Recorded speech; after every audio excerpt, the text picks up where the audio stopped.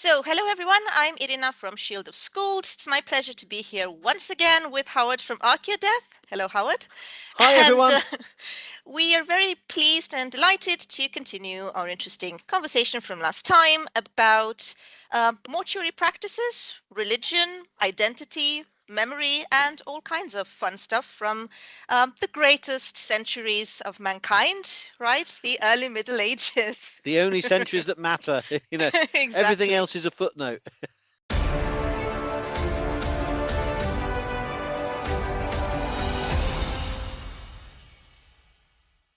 Right. So, Howard, you've been dealing quite a lot with material culture and the Yeah. relationship between material culture and identity. So, maybe we can start by delving a little bit into the different roles material culture might play in early medieval commemoration. Yeah, this is a really interesting topic, isn't it? Because we have a lot of stuff. We have a lot of stuff we find in graves, and it's trying to we make lots of we've got sorts of deep set assumptions about what Right. that stuff meant. Why were people getting rid of that? Why was stuff going into graves? And I suppose there's a number of different ways to introduce this. Firstly, to introduce that there's lots of different societies over large geographical regions that bury their dead with things. This is nothing exceptional for the Viking Age. This isn't some unique worldview. This isn't some singular moment in time. We have if we just restrict ourselves to the Northern European Iron Age, late Bronze Age, Iron Age, we have traditions where people are interring the dead in ceramic vessels, cremated. We have artifacts from Exactly. the Yeah. pyres that are going in with those vessels. Sometimes they're burying the dead without the vessels. And sometimes they're burying only a portion of the cremated dead with some items that are not burnt. So there's these overlapping different options there. And then if you're burying the dead unburnt, which takes place in overlapping trends in different regions and places, you have the choice to bury selected objects that were associated with costume, items that were added to the grave, perhaps within a coffin or within some kind of container or structure, some objects outside of the structure. So I suppose my point is there's no single type of grave good. There's no single type of material. They all seem to be associated with perhaps different stages of the funeral to do with the preparation and transportation and interment of the dead, whether you're cremating or inhuming. There's a lot of variability, and archaeologists have long thought of the questions: why are people burying this stuff? And the two kind of answers people come up with that we still dance around, really. We're still playing this dance between these two options. I say dance because lots of scholars say they take on board both poles to oppositions, but most scholars sort of sit somewhere in between seeing it as about belief, some kind of expectation that those objects will be for the dead, with the dead, into some afterlife And they reflect realm. their own beliefs, Yeah. their So beliefs they and their status, their identity. and then you have the social, which can connect to that. So one can presume the other, but they are Yep. kind of they dance, and the other is the social identity, as you say, that somehow therefore those items were put there to honor the specific identity of that dead person. And in Viking Age studies, we have this strange little weird cul-de-sac of archaeology that seems to still think we can easily just read off graves. We can go, a comb. This person was clearly a person who valued their hair, and their comb was clearly they were called Thorfinn comb hair or whatever, or some kind of, they think it's so indelibly linked and so uniquely, associated Right. with that Yeah. person if they have brooches. So they are a particular status. Maybe they are housewives, or they are, if they have swords, they are warriors. And so we still like to think that we can read off the dead from the graves, because we make the assumption the objects were put there for their personal biography into the afterlife, and that they are a decision made by the dead person themselves or by immediate family who said, we must honor him, her, them in this way to reflect what we want them to be in the next world. And the problem is The that dead doesn't don't quite bury work. themselves. They don't bury themselves, but they don't even necessarily bury themselves with even a fraction of what those people had. And we actually have a few written sources Yeah. from the early Middle Ages that make this honestly clear.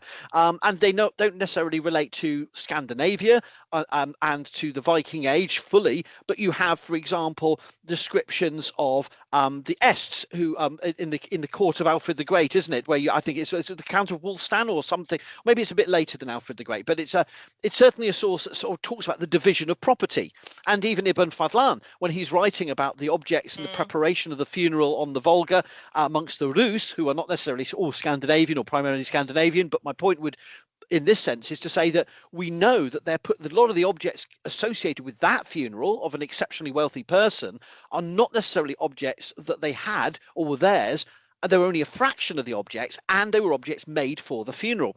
I mean, there's huge categories. The other thing is the archaeological evidence. We have huge evidence, huge categories of evidence that don't appear in graves. Silver is the literal lifeblood of the Viking world, and the trade and commerce and exchange and personal display, and yet silver items rarely make it into graves. And there's some really obvious reasons why you don't put silver with the dead, is that you know that those items could very easily be hoiked out again, or they were put with the dead and they were removed out again. And that links to our discussion to my last knowledge, time. most of it is I think is in treasure hoards. At least if we look at the example of the island of Gotland, I think it's in the thousands of hundreds of thousands, sorry, discovered there. Most of them are in hoards. And what's interesting is that it is often found, at least on the island of Gotland, in households. I mean, in the ground of the households.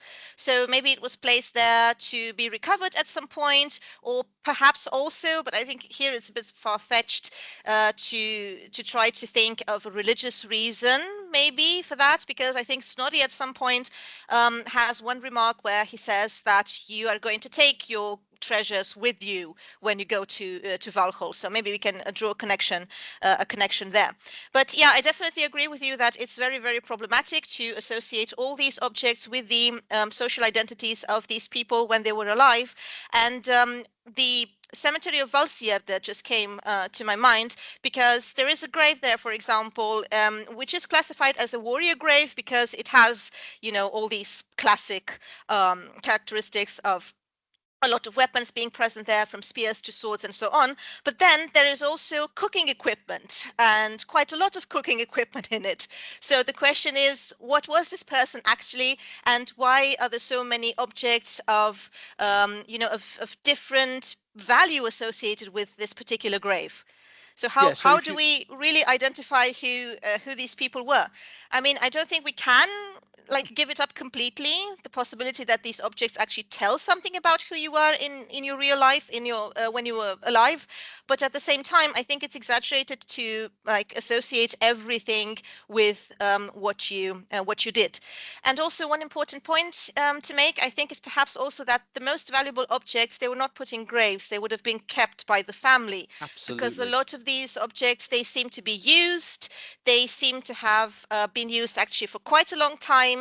Sometimes they're broken, even repaired. I mean, you have clear marks on it on them that they would have been repaired or mended in some way or another. So yeah, if you have such complexity of objects ranging from swords to I don't know, glass vessels and all kinds of objects like scissors or whatever, what can you actually say about the identity of these people and who they were and what they were doing while they were alive? So for those listening to this, we're not saying you can't say anything from graves. What we're trying to outline and sketch out for those who may not be familiar is that there's a number of interpretive stages, in the same way as there's interpretive stages to interpreting an Icelandic manuscript. There's not simply the translation and, well, it says it there, and that's it. There's this, in the same way as interpreting a grave is reading a text. It's a text that has multiple authors, different agents, the dead themselves, the family, the broader audience that you're serving. There would be social expectations, but also there may have been lots of contingencies, lots of circumstances, the circumstances of death itself, timing within seasons, what they expect, what they want to say about the dead in the particular circumstances of that person dying. So essentially creating an image of the dead. Yeah. So it's not saying that there were no warriors in the Viking Age, because when we find a weapon in a grave, that weapon burial, as we tend to call it, rather than warrior grave, as some even recent reports have misleadingly called them, this weapon burial could well have been someone who wielded that weapon in life, was trained in its use, or had a status in which that weapon had a real important political social function. I'm not denying that, but to assume that this may have been something that they used 30, 40 years earlier. It may have been their third best weapon, and the other two items go to the son and daughter, or the nephew. There may be, we've got to understand these items within complex decisions and circulations of objects, and as you Right. say, biographies of objects, heirlooms. And so I've seen some scholars even quite recently say, "Oh, the idea of heirlooms is just an excuse for not connecting objects to people in graves." And I think we have to flip that around and say, why are you, not you personally, why are we as a society so obsessed with fixating on the link between things and individuals? Because we're in a society absolutely obsessed with connecting things to people. So nobody even in our society would probably be outraged if I said that an object that was used for feasting and eating and cooking and drinking could have been a really important item, not because it was linked to one individual, but because that item had been received as a gift, given to a man, given to his wife. The wife gives it to her daughter. The daughter then gives it to her husband, and that object then enters his funerary context. And I don't think people would think that outrageous or silly to think that by putting that object in the grave, it's no less meaningful. In fact, it's more meaningful that that object is connected to the dead person, their wife. Let me remember my own route, their mother and their father, and then to potentially a story of its acquisition on a raid, its acquisition in trade, its giving from a chieftain.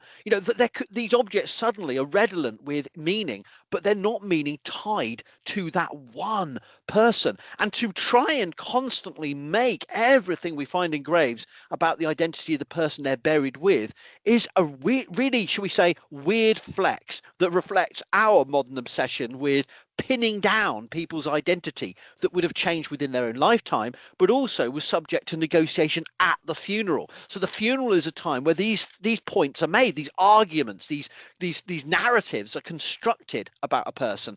So why do we have this constant argument with people about, well, what did this particular object mean to at time of burial? Well, even if you were there, even if I could time travel back 1,000 years and attend one of these chamber burials at the Swedish Emporium of Birka, I would still be wondering, well, who in the audience is thinking about why that second spearhead was thrown into the grave?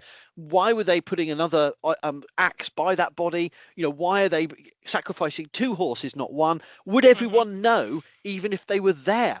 And these decisions may have been made and performed, and most people probably understood broadly what they intended to convey, but there may have been different intended audiences and with different significances to the items. And there still would have been those personal decisions where somebody leaves an object because of its particular association, not just with an individual, but with a whole group of people. So these were people who weren't living in a society of atomized individuals. They were honoring the dead in relation to their social, economic, political networks. And yes, sometimes I bet those graves are telling a story that is reflective of that person's identity to some degree. But Right. I suppose, just another point to throw out there, if you literally believe that these individuals are buried as they live, they like toppled into the grave with the objects they had, and you look at a site like Birka, which has, I don't know how many off the top of my head, a couple of, there's about there's only a minority of the burials that have been excavated. There's only a fraction of the burials have been excavated. Of those, only a fraction of them have weapons. If we take that as a literal Mm-hmm. representation of weapon use in the 250, 300 years, just crudely bracketing the occupation at that site, if you believe there's less, what you're trying to say is there's less than sort of 300 warriors over 300 years, or 200 warriors over 250 years. So I don't know the exact fraction, but my point would be that surely cannot reflect the weapon use in that society, the identities in that society. Likewise, the combs or the brooches. So these are objects that they seduce us into thinking, when we see a grave, we think, we can read that like a book. We don't need an interpretation. We don't need to translate. We can go back in time and imagine we're at the graveside and we can just read it off. But I'm trying to say, as an archaeologist, we've kind of moved away from that. And so we are more cautious, and we try to look at the objects as an assemblage, not just look at the individual objects.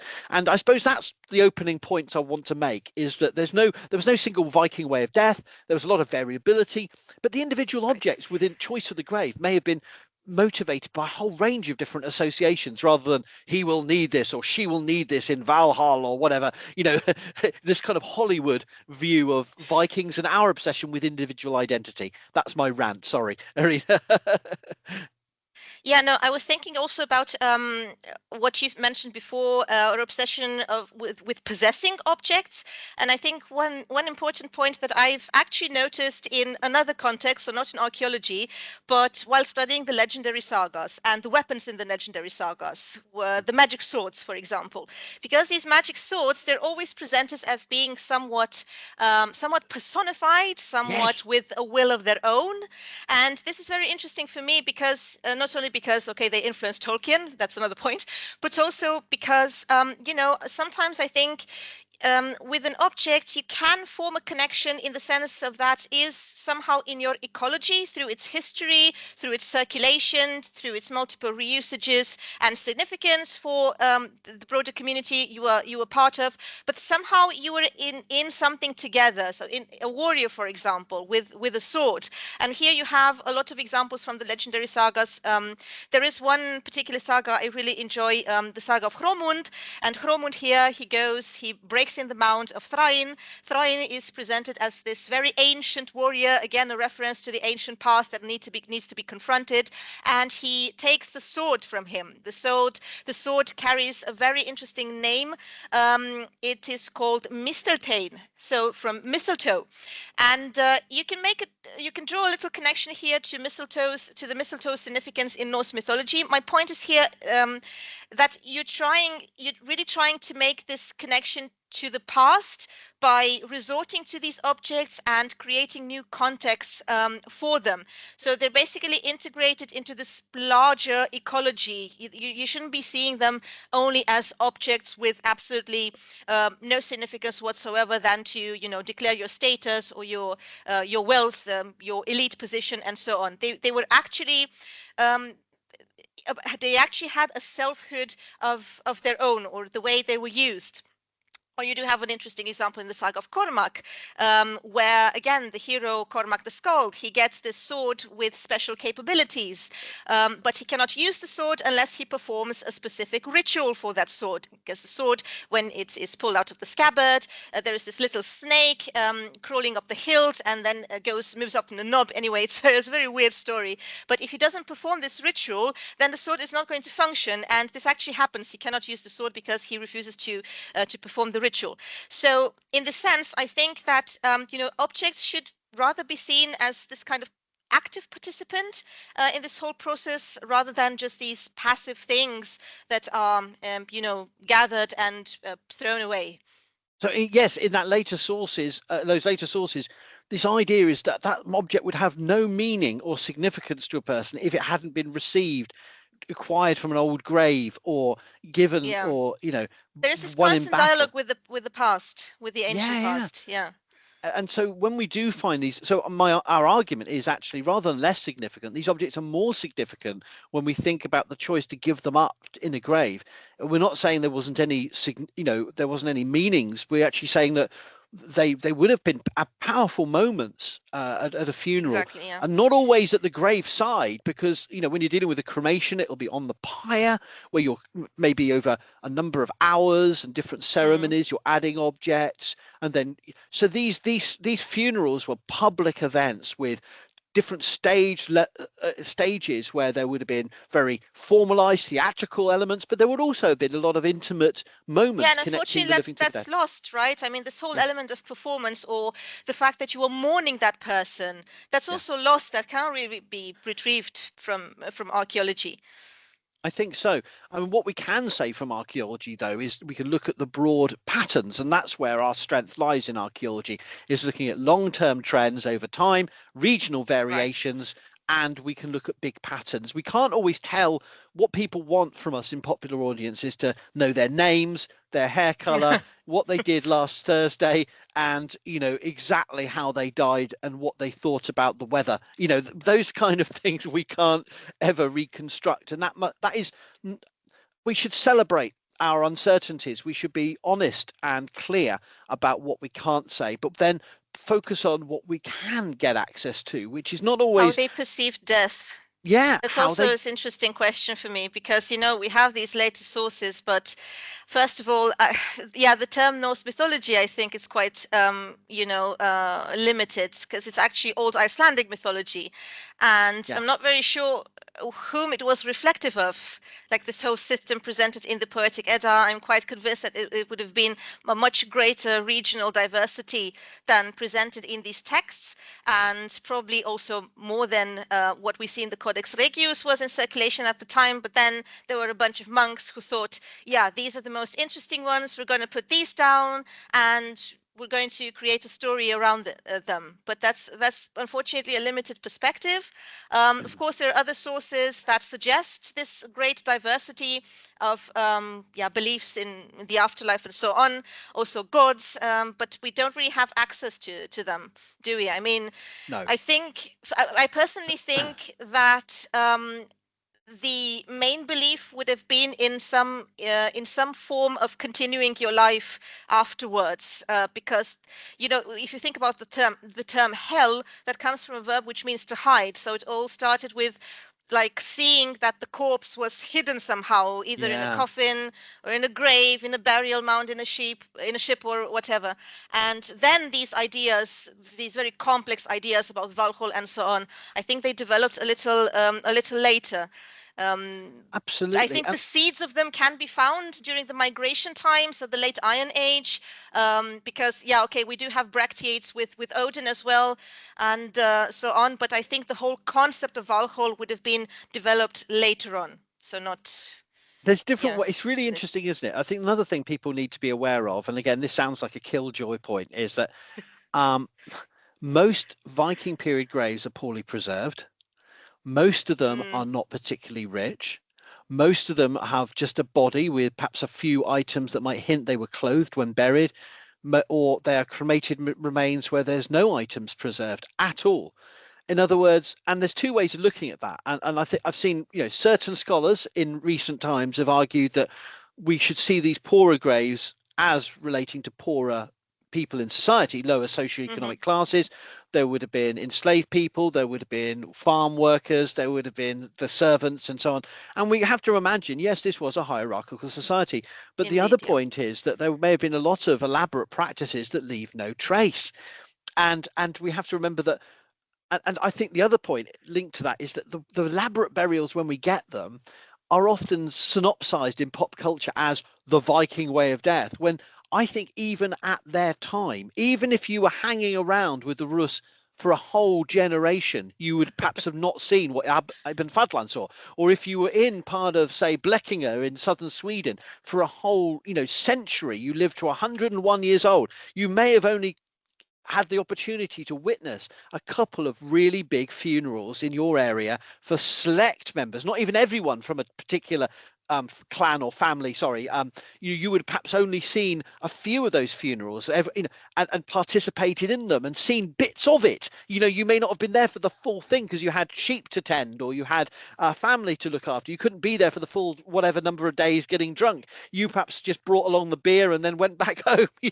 And in other words, we have to remember that when we find these really wealthy burials, they were probably exceptional in their time, and that's why they were doing them. So rather than just see every other grave as just like cheap versions of the big funerals, Mm, that would be like saying that everybody dying in Britain in the last 50 years is simply a cheap version of the funeral of the Queen Mother or Queen Elizabeth II or Margaret Thatcher or Lady Diana, and saying the only funerals that really mattered are those grand public events.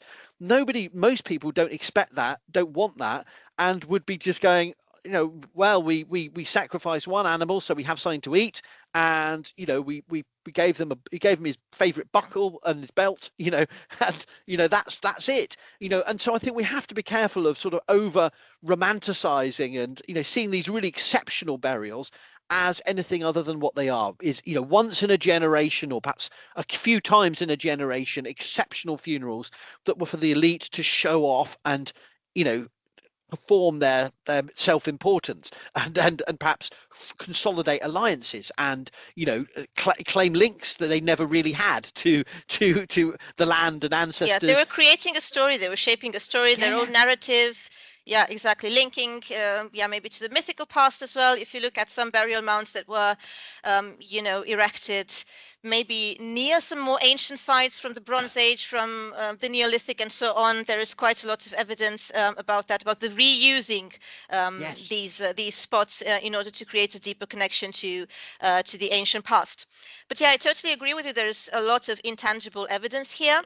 And in terms of performance, at least, I can think of a parallel with a term that is frequently used in the sagas, but it's not really specified what it is. This galdrar, the songs, the Yes. magical songs, and we don't really know what they were, to what purpose, or what they contained, because the Christian writers, they kept saying that we shouldn't record them because they're blasphemous and maleficent, and we're not going to tell you what they are.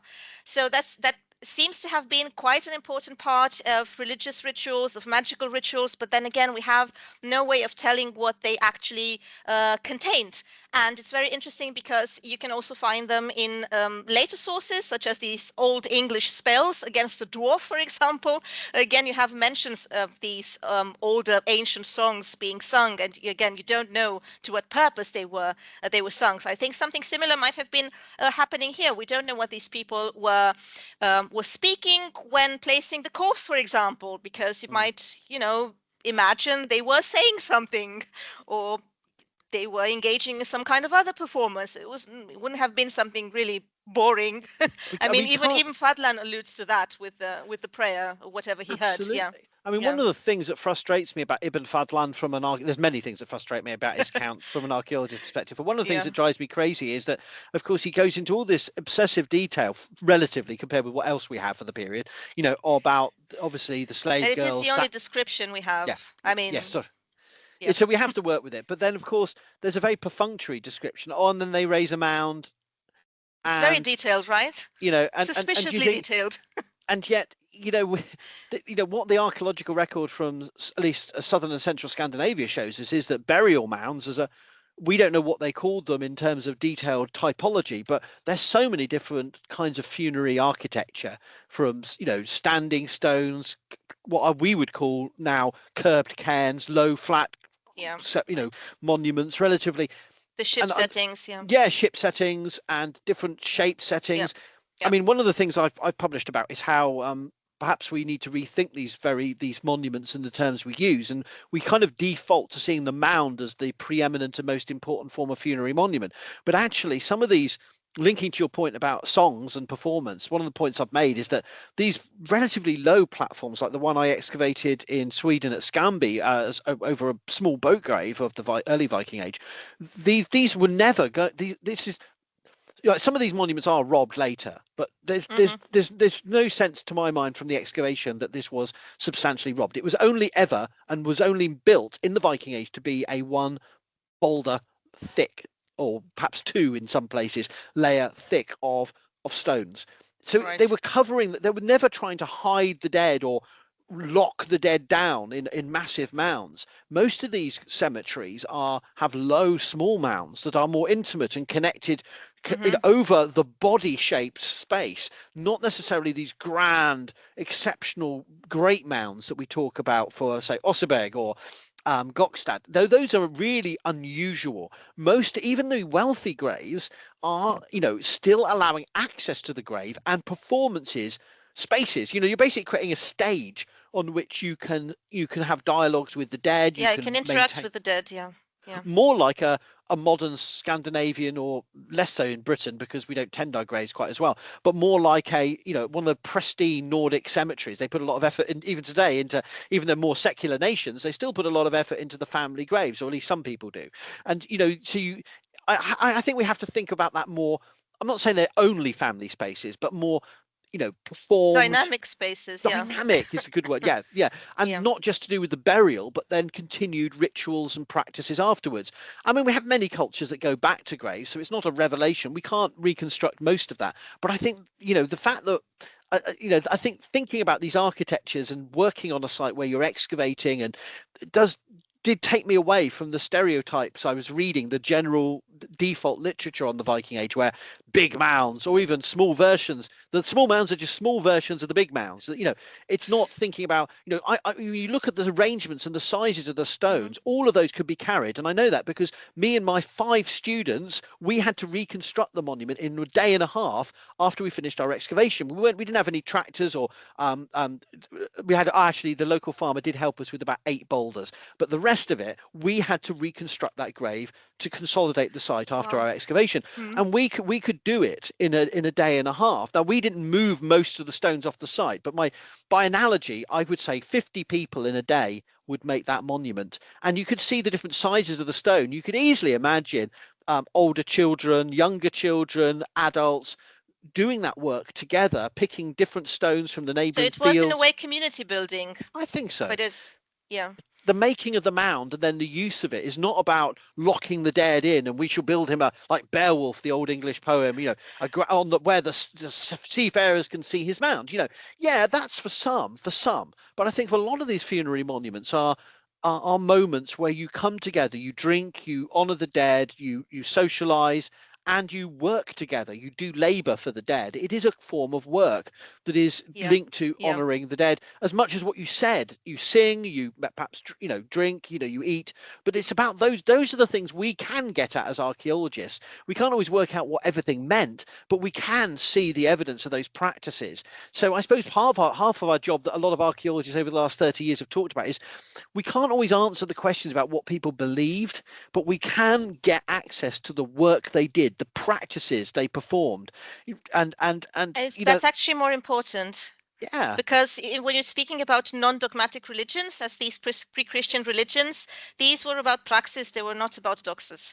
So I think it's all the more relevant what you do, because no matter how hard I try to retrieve religious beliefs from the texts, there are very clear limitations. And with regard to ritual practices, again, Christian monks do not mention them because they had a clear ideological purpose for doing that. So the work you do is all the more important in order to corroborate all these things. And it's what I think the part of the problem is we're living in a secular society that has a stereotype for those that don't practice a religion about what religious people think. I've talked to many vicars, and they'll tell you from the pulpit one thing, and then you chat with them outside, and they'll go, I remember one of those hilarious interactions I had was this vicar who said to me, "Do you know my daughter's at university studying ancient history? I didn't know about all these ancient gods, so maybe they exist too." and I went, and I'm not particularly religious, but I just said, "Man, you're supposed to believe." Come on, where's but he was. I'm not saying he was typical, but he was a character. But then many vicars are, and the point is, many English vicars fit the stereotype, and they perform that stereotype. And when they're in a funeral and their wedding, they're somber. They do the role, and then their idea is they're chatting down the pub with everyone else in the community is, well, what would have Odin done? I don't know, but I bet he would have said this. And they're just having conversations. It's practical religion. It's even the most overt and extremist form of Islam, of Christianity, of Buddhism, or whatever. There's still that variability and locality. Absolutely. So why would we think any different for Old Norse religion? And in terms of death ritual, I think a lot of people would have come away from those funerals as confused as us archaeologists and scholars. I think many people would go, "What was all that about? Oh, he just got very drunk. Oh, I thought he was performing some really special ritual. No, he was just mumbling nonsense for half an hour." This reminds me a little bit about Helgi the Lean from the Book of Settlements. Helgi the Lean, who said he was worshipping Thor whenever on sea, and then when he comes to land, he was worshipping Jesus. Kind of work, Or there was also this story about a Viking who got baptized like 20 times because usually you got clothes, like white, clean clothes, and he was very upset.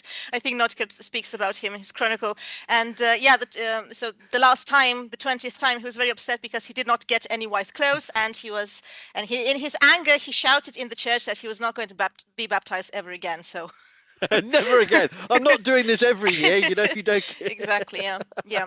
And we do have, I think, more than one example of these molds that could be used both for Thor's hammers and for crosses in different Swedish sites. So I think that's clear point to be made here, that these beliefs, even different as they were, they could coexist in the same context. So I mean, that's a big point, isn't it, for the whole Viking Age, from the very earliest, from the late 8th century through. There was never a time, and I try and say this to upset people on purpose, not to upset their personal beliefs, but to get people. There was never a time when Scandinavia was not aware of the Christian faith.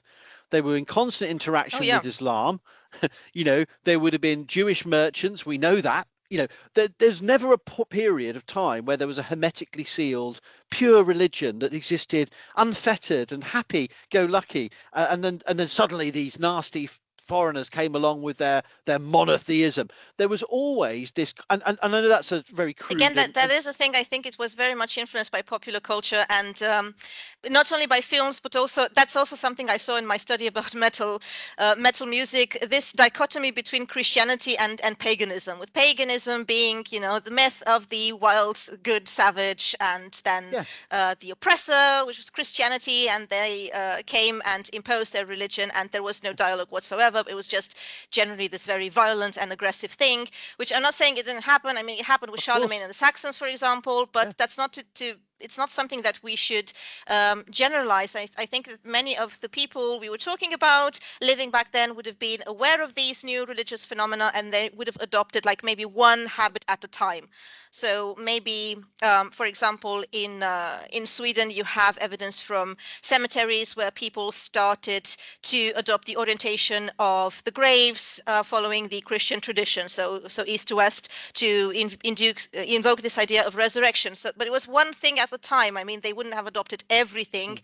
at once, but something that would have fit, that would have been acceptable for Mm. the way they thought back then. So And it was really a process here going yeah, on. It yeah. was not really something And all of a sudden, and never. death ritual Yeah. reflects that. I mean, we're not denying there was incredible violence and oppression and Yeah, moments yeah, of yeah, but the same goes for the Reformation and Counter-Reformation. I wouldn't deny them. yeah. Many hundreds of thousands, if not millions, of people who died in the wars connected to those, but you can't reduce it down to a simple, oh look, here we are playing with my pet bird in a field, and there's a deer dancing by, and let me just say a prayer to Frigg or whatever it may be, and then suddenly the Christians arrive. And it's suddenly Right. they are. We bring our God. They always have they have very posh English accents in films, don't they? I said, so they always sort of, we bring our God. They always talk like they're sort of Shakespearean actors, and but I mean, but having said that, of course there is change, and the church, by the end of the Viking Age, is starting a process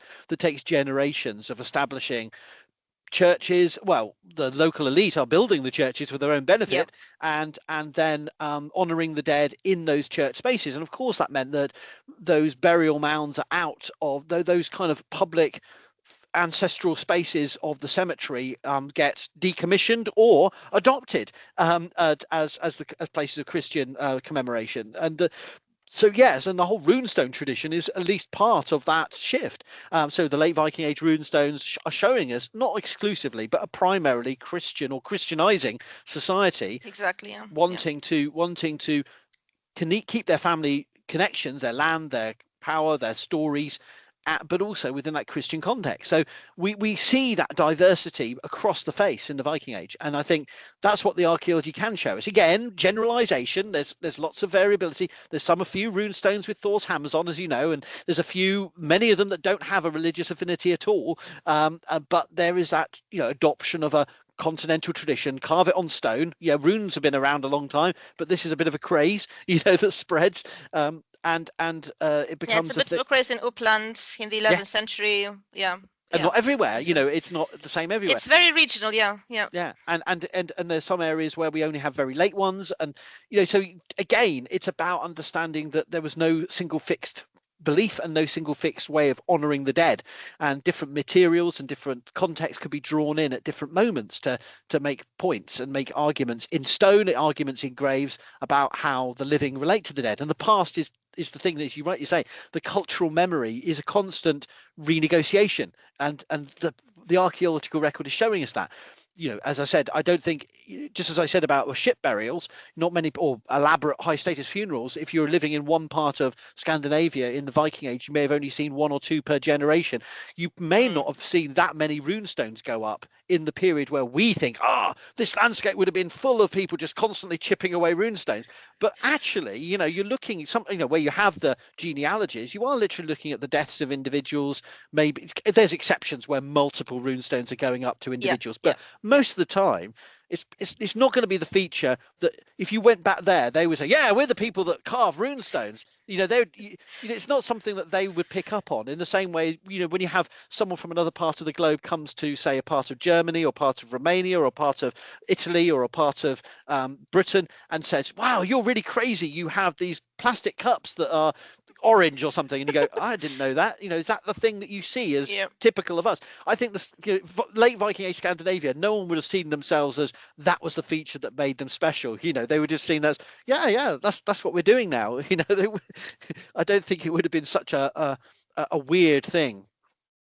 Yeah, and this another thing that strikes me is how much the later medieval literature engages with this distant past. I mean, we have all these stories not only about these mound dwellers and about heroic people breaking into these mounds, but there are also other possibilities of engaging with the past. For example, when you find very old characters in the Icelandic sagas, you have a bunch of legendary sagas with characters living up to 300 years.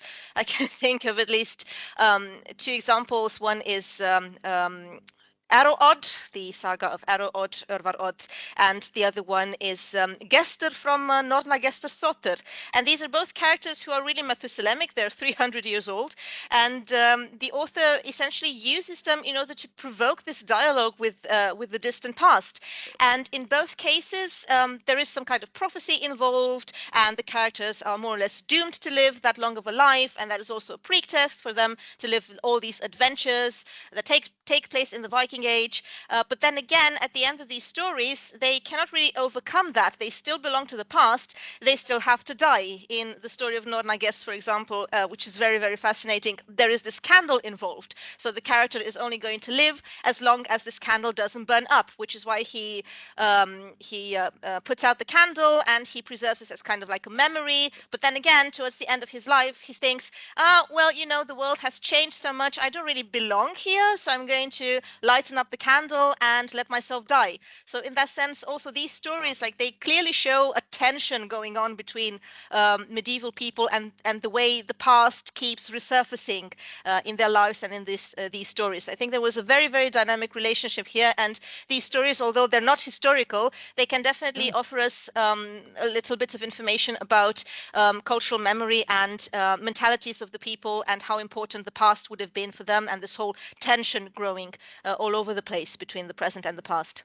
You see, that's a question I have for you, because I'm really interested in that. I didn't know about that at all, to be honest with you. My knowledge of the written sources is mixed and sketchy, I confess. But I wanted to ask about this whole issue of how. See, well, let me put it this way, right? I teach my students that we have the formal story of the birth of archaeology as a discipline, and antiquarians, everything. The dilettantes, the literary minded elites who are collecting, recording, but no coherent argument. But then I flip that around and try to explain to them that we actually have evidence from that all societies are in a way a bit archaeological. They're not. They were attracted, yeah. They're attracted all by monuments. They're engaging with their landscape. They're farming this landscape. They're hunting and fishing in this landscape. They are burying their dead in the landscape, building their houses, building barns. They are cutting down trees. They are intimately familiar with those landscapes. Even if they move, they rapidly, within years and decades, will become familiar with that landscape. They therefore have. And I'm not saying that modern society is disconnected, all that cliche, but they would have rapidly understood, not necessarily every archaeological feature, but they would have known what an old mound looked like. They would have known what their own graves of their fathers and mothers looked like. And for me, I think I just wanted to know what you thought about that idea of, perhaps it's inappropriate and misleading, but I always try to say to this, at least as an introductory idea, every society is a bit archaeological with their. What do you think about that for the Viking Age and, well, medieval people thinking about the Viking Age?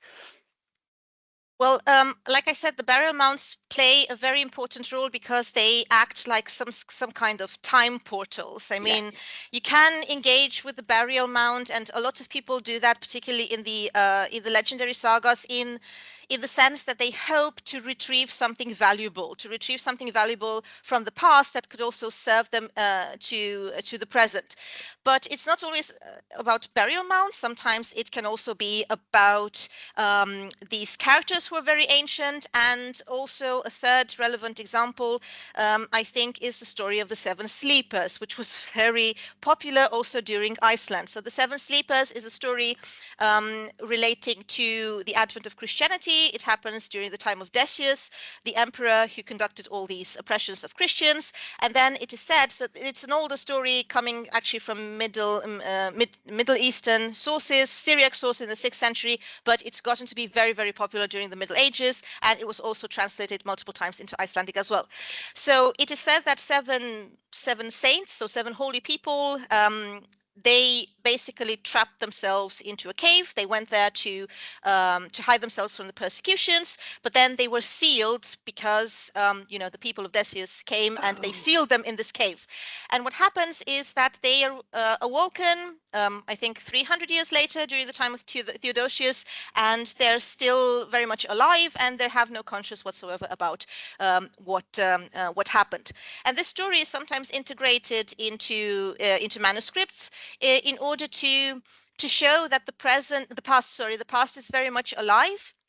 And it's kind of like a time capsule when you find these that's stories, really because you kind of like you can travel to the past, but at the same time it still remains the past. And I find the ending of the story also very telling for that, because you have one character called Malchus, and he goes with all the coins and he tries to tell the story to other people to convince them that he is this ancient man from the time of Decius.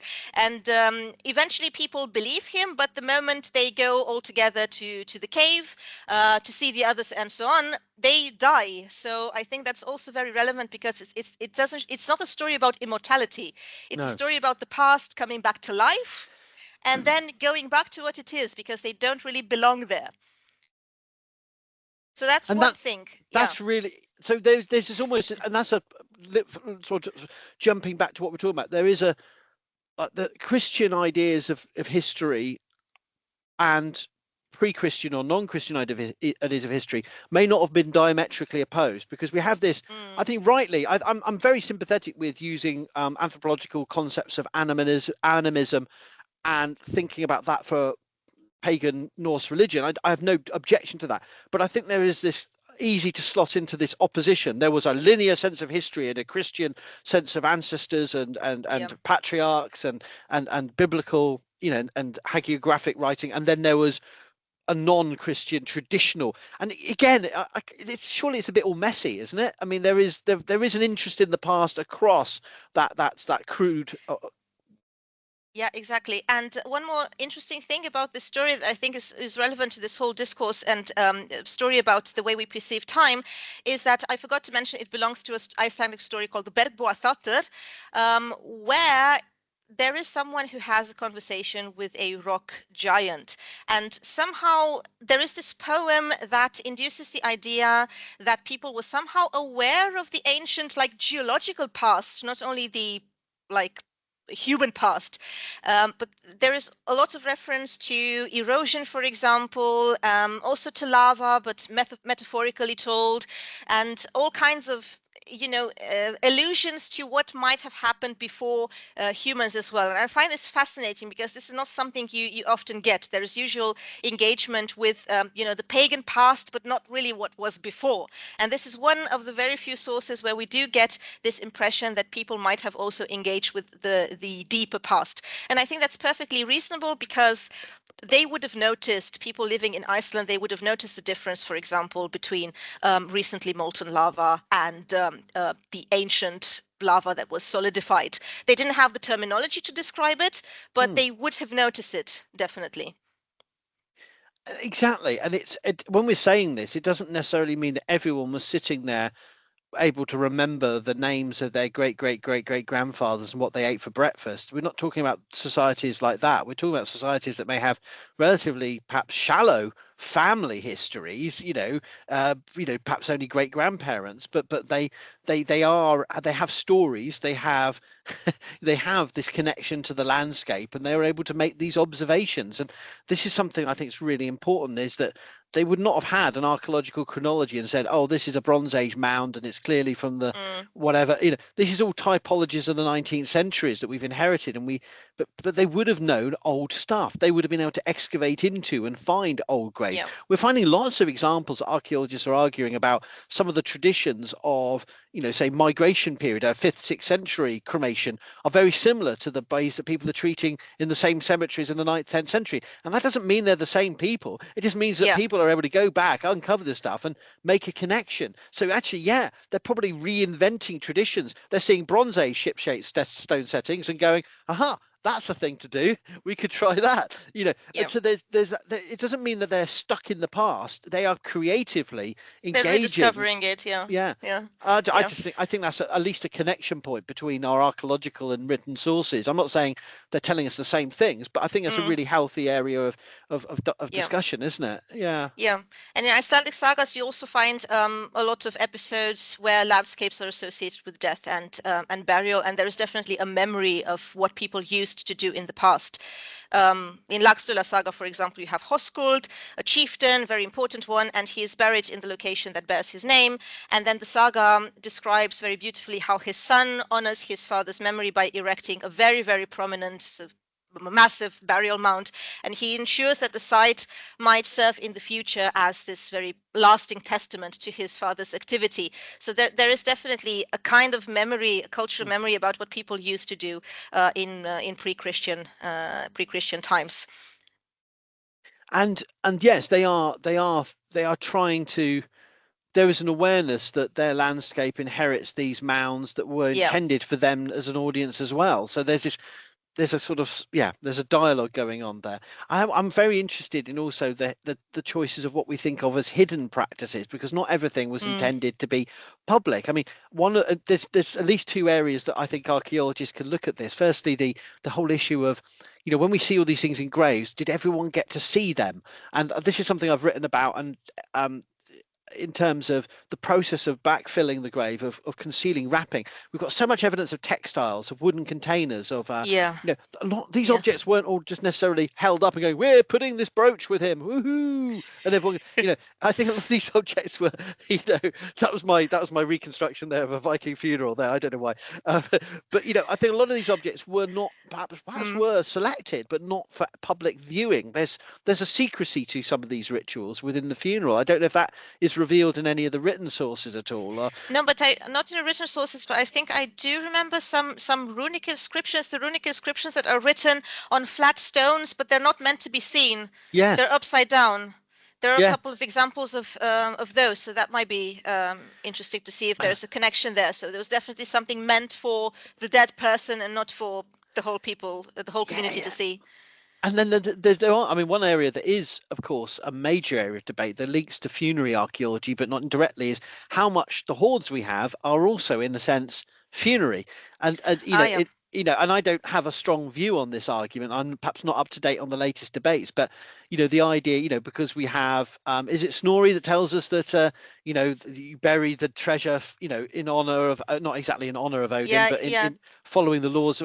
And this idea that, to bury your treasure is for it. Sacrifice what's most precious to you. Yeah, yeah. Yeah, That's yeah. an idea with Snorri. Yeah. Whether it's really that's going on or not. But you certainly, I mean, I'm thinking of Egil Skallagrimsson, where he sort of like, he takes all the silver he got from as a mercenary and just goes out because I don't know whether he's just the whole point is he's such a miserable old git, he's not going to give it to anyone, but I he think that goes might. out and kills his own thrall, and so it's, no one Yeah, knows where yeah. it is. And Mm. it just makes me wonder, we not everything is about public performance, Mm. even if that's, I don't know whether we should I take just that as remembered the typical. case of the gold foils. I think it's a good argument to bring to that. The gold foils, most of them, I think, were found in Okra, and there are these like very minuscule gold foils depicting usually either one character who can be this dancer like type, Yeah. usually naked, or the couple, which has been interpreted as kind of a wedding, also potentially associated with rituals of fertility and so on.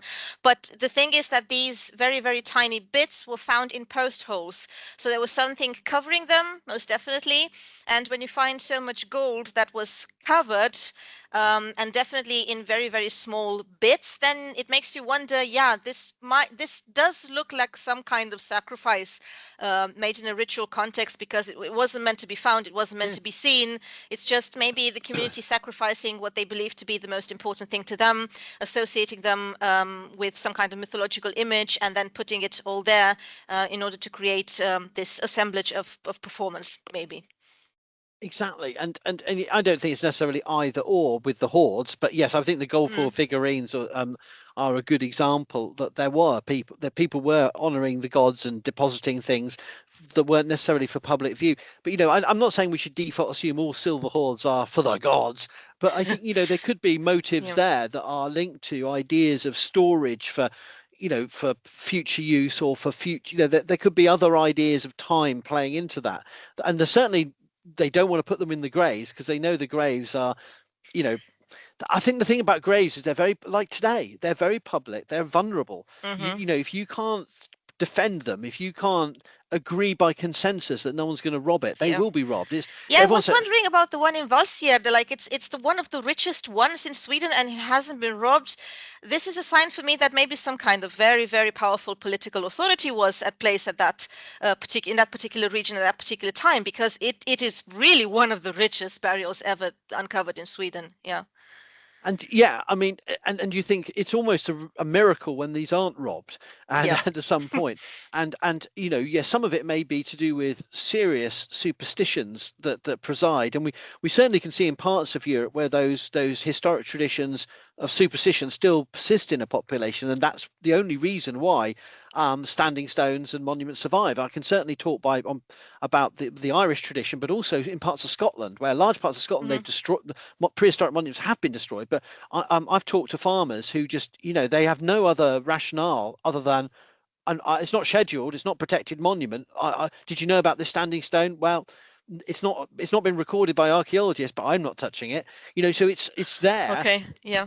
And I'm not saying that that's but it does there are different sort of thoughts. There's that respect, but it's fear. But then there's also you've got to have authorities to control some of that, or if you're putting a massive mound, and we know that the Oseberg ship was robbed and perhaps Yeah. deliberately decommissioned as an act of political slighting of that monument, and so it does take they monuments rise and fall with dynasties.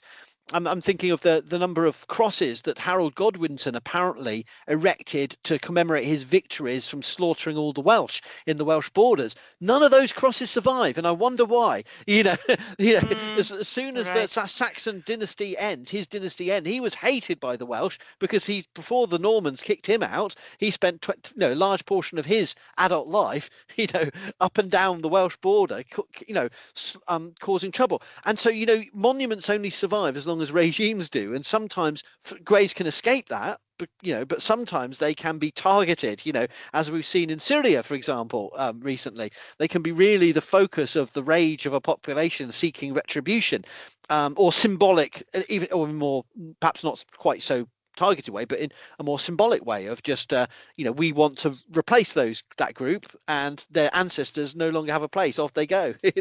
So Yeah, we because have it's to. always a process of selection, isn't it? Yeah, Like you, yeah. you choose what to remember, and yeah, of course, that is always subjected to political ideology, and as you rightfully said, the change of political authority.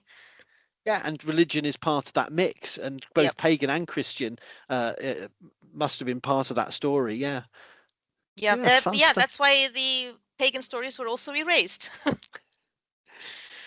Gosh, it's so Uh, much to get through, isn't there? But I yeah, mean, I don't know if we've reached a point where we can conclude anything, but we've certainly given people lots of issues to think about. I don't know.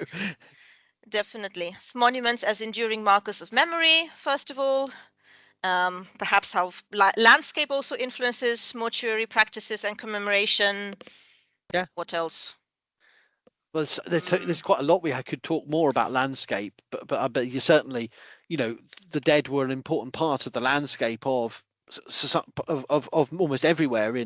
in the Viking world. From every trading site and farm, the dead would have been a part of that topography, and yeah, that proximity It's to the hard for dead. us to understand nowadays, isn't it? I mean, Yeah, people in the past really had a very special, a different relationship with death than we do today.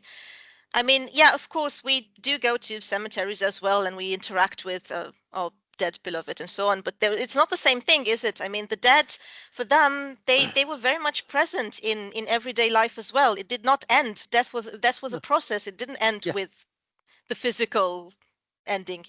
Yeah, yeah, and I think Mm. cemeteries would have been places of not simply ritual of deposition, but commemoration. But perhaps, we have to entertain the possibility in some parts of the Viking world, cemeteries were used for other purposes, fairs, as they were in later medieval times. I'm guessing here because I don't think we have the sources to prove it. But, when you look at Mm. the cemeteries of Kaupang, where you can actually almost mark the historic road to the settlement through the Yeah, burial yeah, yeah, mounds, yeah, and yeah, yeah. Dr. Marianne Moen's written about this, and other sites in Norway, where we can sort of, with some confidence, there's always questions about survival, but we can see how the cemeteries related to the settlements. Yeah, they were Yeah, they were and much literally on closer to the everyone's doorstep. settlements. Yeah, yeah, much closer to the settlements and had a much more direct relationship to Yeah, to the living than we do today. I mean, we have this yeah, very clear-cut, yeah. distinction that I think it would have made little sense for the And people we back have to then. accept that there were people who were denied a good burial and not denied that commemoration, and enslaved people and perhaps families that fall into ill favor with the community get Children, children don't get that commemoration in the same way, and it may have been yeah, a quite, and I think a lot of authors have made that point, that it wasn't necessarily a society that has the same relationship with uh, who gets to be called a person, and who gets that identity that is worthy of a particular funeral. And I think we have to right, remember, yes, it was a very unequal society in many ways. exactly. Yeah.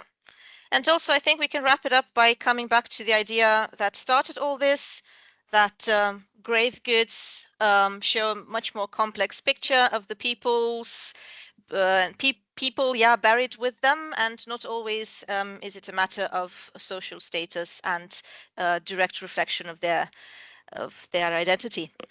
I suppose yes, I mean, perhaps a future conversation is to get into detail in some of the graves, and to sort of pick them apart a bit more. Not to, Yeah, I mean, there's different ways we could always have a chat where we sort of come up with alternate narratives and argue about it, just to get people to think about this, because actually there are some definitive reports written by archaeologists, and I read them, I go, or you could see it as this, and it's not yeah, necessarily that we have all the answers, but that might be a fun exercise at some point, because when you look at some of the furnished graves from the Isle of Man or from the Cumwhitten Cemetery, poor bone preservation but objects, and you're trying to work out, well, how this what are the inferences made by the archaeologists about their age, their gender, their social status, and then trying to work out what are the alternatives, how else could we see this evidence. And exactly. I Yeah, think that's a healthy academic discipline or disciplines is one that will not be afraid to challenge the published definitive argument of an archaeologist and say, well, hang on, why can't we see it this way? And this is why I like talking to historians and literary scholars, because they're always going, hang on, why are you saying that? And I go, well, I don't really know. Oh, I'll tell you why. And then I go, but can't you say that? And I go, well, yes, you could. But then what about this? And you can get into those dialogues really in a healthy way. yep, yep, totally agree. I'm wondering about the shields, for example. There are a couple of graves where some shields, usually three, are placed on the body in Yeah. Norway, and in the Salme burials, there were more than three, I think. Yeah. So I was wondering about this habit. Maybe it has to do with the literature, like with this whole idea of fighting in a duel, and you have a round of three, using three Yes. shields. Maybe it has to do with that, but I'm also thinking about alternative explanations, because, like I said, the burials in Salme, they didn't have three shields. Like everyone's shield was there. Yeah. So, so That's yeah. So really maybe it interesting, had, isn't it? yeah, maybe it had some kind of other significance. Yeah. Yeah, There's so many questions. It's a, Yeah, but that is a really interesting, yeah, point of, they would have, any individual would have had access to more than one of these things. So, you're not going to last long in any duel, for example, as you say, or yeah, even in a battlefield with just a single spear. You've got to think about, these are selections of broader weapon sets that are available to families and communities and households and so on. But yeah. yeah, oh, so many questions. Yeah, grave goods provision changed over time, definitely. Absolutely. Yeah, yeah. Okay. Great, Howard. This has been wonderful as usual, and yeah, hope the audience also enjoyed it, I hope so and too. think we'll be happy to have a third installment. I think it'd be fab, wouldn't it? Whichever way we Yeah, go, we could. There's so many other topics, but we've done with revenants and grave goods. But I'm sure we can think of something else. yeah. Maybe like you suggested, just take some very concrete cases, either from archaeology and from literature, and analyze them. Yeah, I mean that would be good Yeah, actually, to do a literature version, or a funeral from the sagas, and and then maybe one, and we could just sort of throw ideas back and forth, and that would get people talking and chatting about yep, what they think. yep. Wonderful. Thank you so much, Howard, and thank you, everyone. Enjoy.